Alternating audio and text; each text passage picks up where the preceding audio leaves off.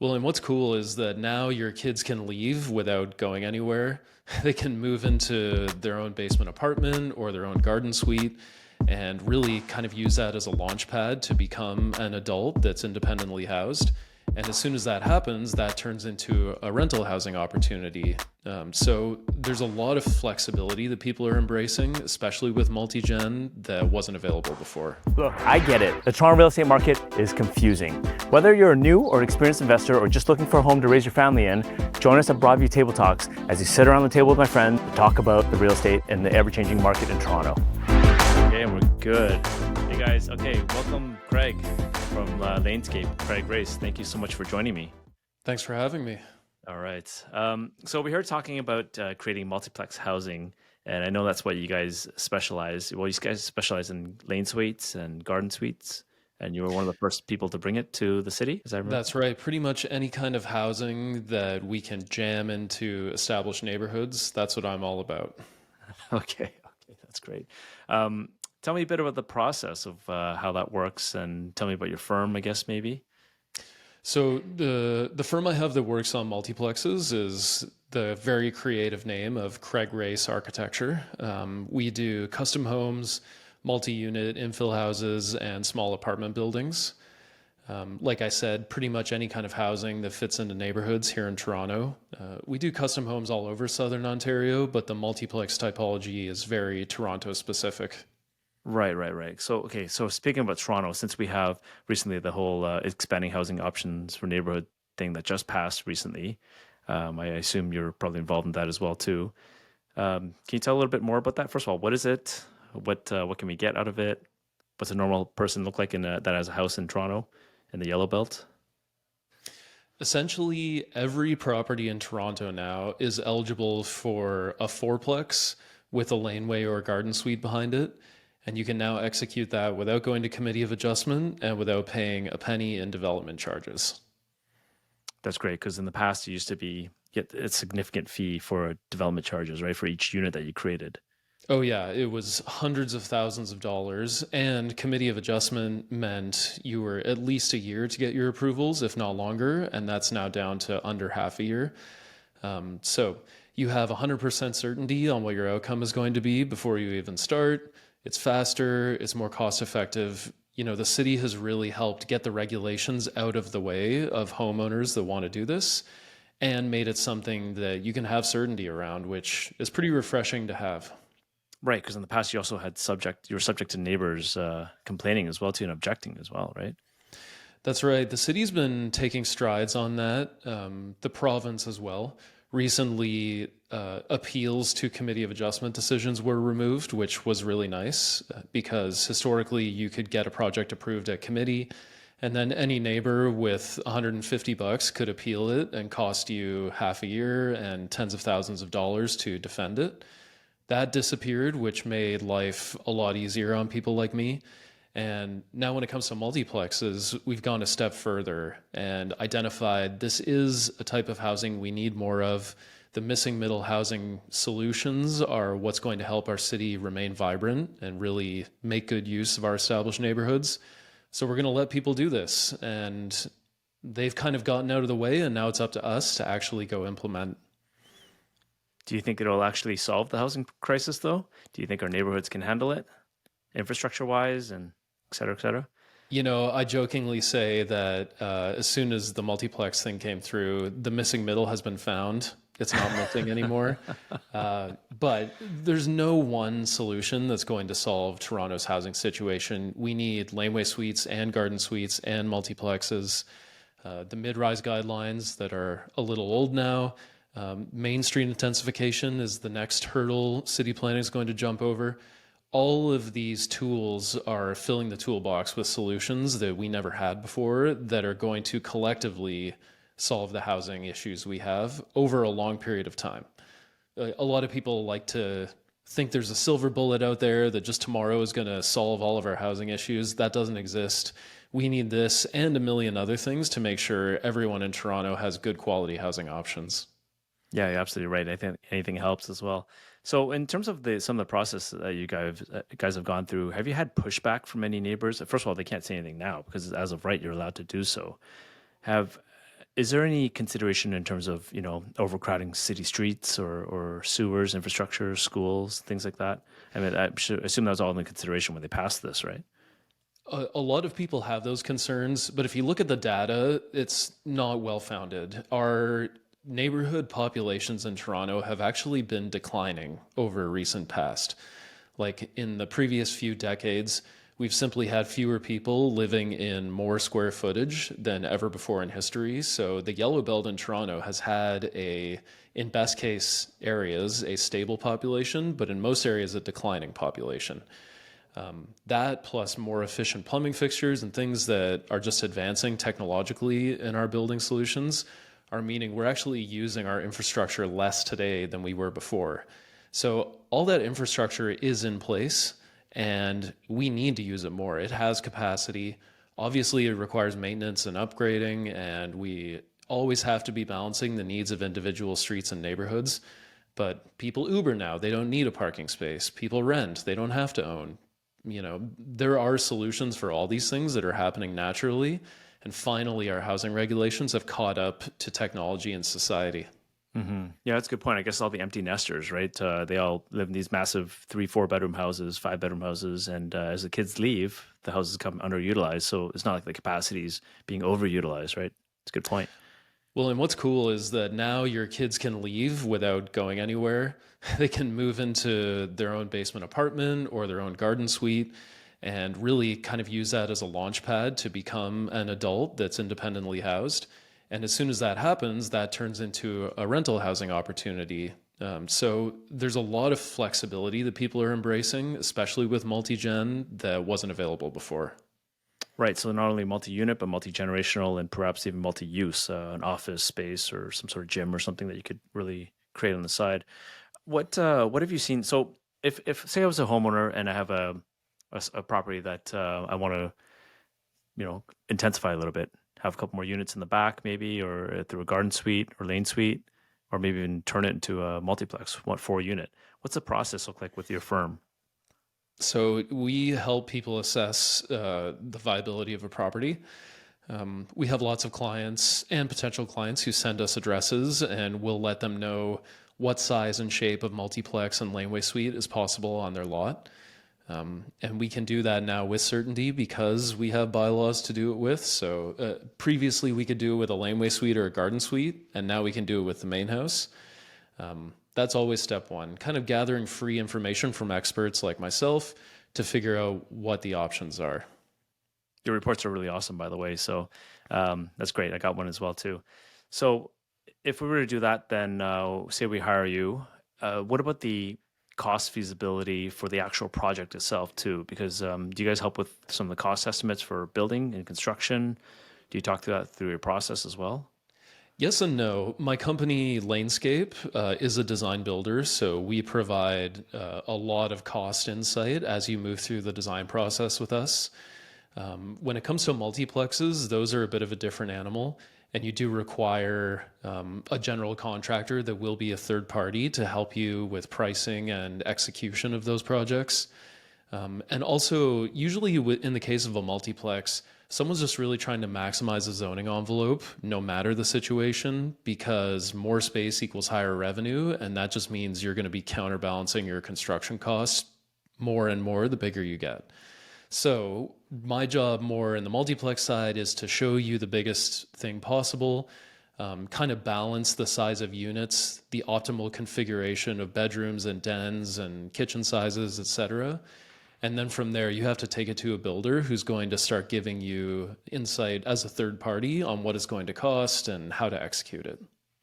So, for example, I have a property that I'm considering doing something with, intensifying a little bit. So what does that process look like? You'll send me a feasibility report, and then I would imagine you kind of go a little deeper dive after I engage your services, right? That's right. We work to fixed fees like a lot of architects. And we kind of just work through the process with you. Design, I like to say, is not a product, it's a process. And we're always trying to figure out at the outset of a project, what are the programmatic requirements you're trying to resolve and what's possible on the lot? and then merge them together in a series of options. So normally our first design meeting is looking at three completely different development scenarios on how the units might interconnect, who gets what yard space, who's living above who, and really show you the possibilities of the site. And it usually becomes obvious which one is the optimal configuration for your situation. So right at that meeting, you pick an option and a configuration that works. You can start getting pricing on that while we start moving through the approvals process. You're sort of layering on information and additional consultants as you move through and have more and more visibility on the outcome. It's a good point, because there's things like demolition and not even that, right? And then even trenching of the if you're doing a separate ancillary structure as well too, that would add to the cost as well. So I guess it's kind of hard to say, but what's a good ballpark cost if somebody want to add a unit or maybe 2 units to a current house and they want to split up into 3 or even 4 units and then potentially a laneway suite? Why do they go to the very maximum and try to get as many units? And what kind of size requirements would you typically need for that at a high level? I know every single situation, Sure. every property really differs. Sure. So I like to isolate my input more to the multiplex side of things. And when we're talking about that, excuse me, you're essentially building new construction or a very substantial renovation. So like a complete gut renovation and addition to anything existing. And that kind of simplifies things because you're effectively just building a new house, even if you're preserving components of what's there. And in that respect, costs are usually starting in the $300 a square foot range, like 350-ish. Some of our projects that are either have more challenging sites or are going for more of a premium product might be in the 400s or even the 500s. That's kind of your ballpark when it comes to executing a multiplex. And there is a wide range in there. The reason I just gave you a number that varies by almost double, but $200 a square foot, is because there are a million decisions you have to make between now and when you have a stable property that will affect your budget. Part of that is just simply how effectively you can execute a project. That's going to affect your cost.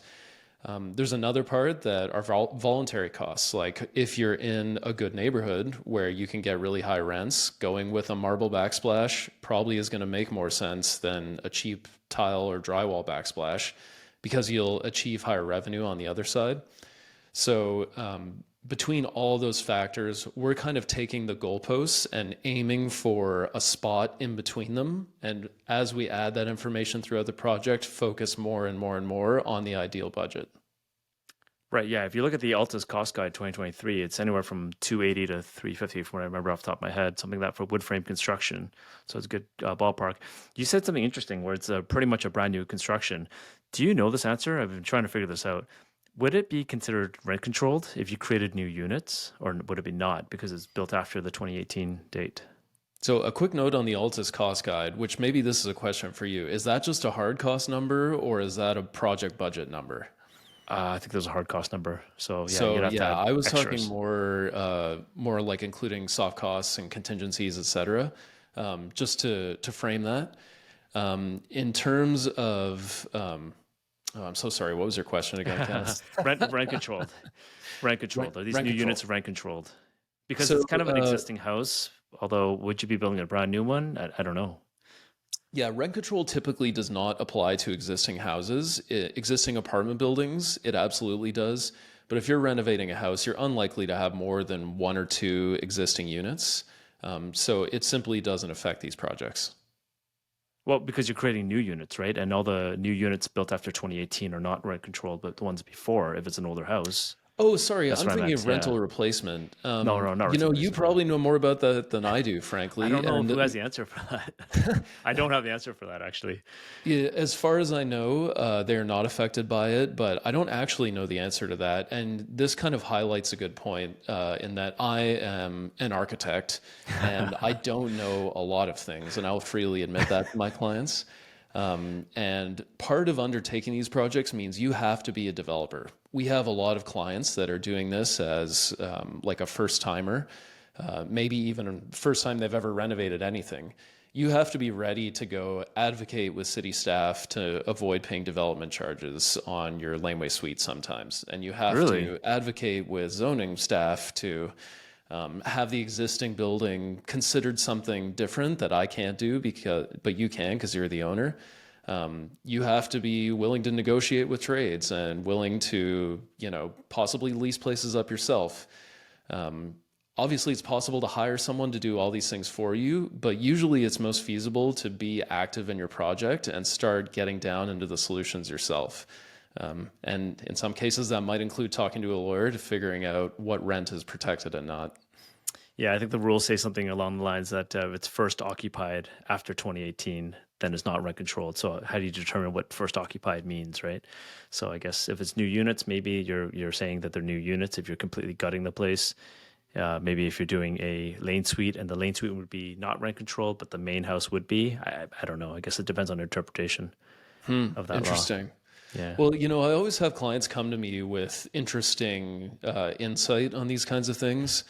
And like if I did get a client that brought that up, we would have the project considered new construction. That's actually not a problem under the new zoning bylaws. So it's easy to do that these days and completely avoid that conversation entirely. So again, the active clients are the ones that have the best outcomes. That's awesome. Great answer. All right. Thanks for your time, by the way. That's really amazing. Any other considerations we should think about when we're creating these, more units in a house? There's a lot. Nothing that really comes to mind other than now is as good a time as it's ever been to really undertake these types of projects. I've always told people who are resistant to invest in Toronto real estate in this respect that if you're resistant at this point, it's just because you don't want to invest in Toronto real estate. But if you are interested in doing it, it's never been easier at this scale. Laneway suites have always been development charge free. The fact that that's the case with main houses now and that you have certainty, like these are luxuries we've never seen before, certainly in my career and for many decades in the past. So this is as good as it's ever been and possibly will ever be. Now is the time to be bold. That sounds good. This is probably the best strategy I find right now in real estate investing if you're looking at creating more units and more revenue for your property, more value actually. So where can people find you?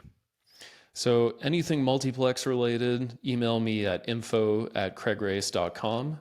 And if it's just laneway suite or garden suite related, info@lanescape.ca. But either of those come to me one way or another. Oh, one thing I was going to ask you, Craig, I don't know if you have any visibility into this. The apartment buildings, more than 4 units. Do you think there's any kind of zoning bylaws that allow that? And I also heard that this is only allowed in residential R zoning, not RD, not R anything else. Is that correct? That is not correct. No. Any of the residential zones, RS, RM, RD, those are all available now. That's amazing. And how about more than 4 units as of right? Do you think that's coming? That is coming down the pike. City planning is working on some, I don't know exactly what they're calling it, but major street intensification is what I've been referring to it as. There are lots of major streets in the city that aren't an avenue and they aren't a neighborhood street. They're kind of an in-between. Those areas will be getting new permissions, hopefully this year. This summer, city staff will be releasing more information on that, so we've got our eyes peeled. We're hearing rumors of 4 stories, maybe 5 or 6 stories on some of these streets. So it could be pretty exciting. And no parking requirements? I hope so. Yeah.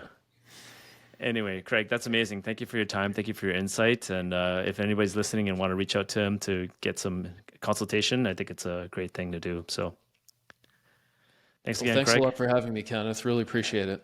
All right. Thank you. Add it up. Thanks for sticking out to the very end. I hope you got some value out of this.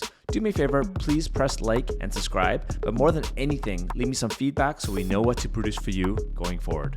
Thanks again.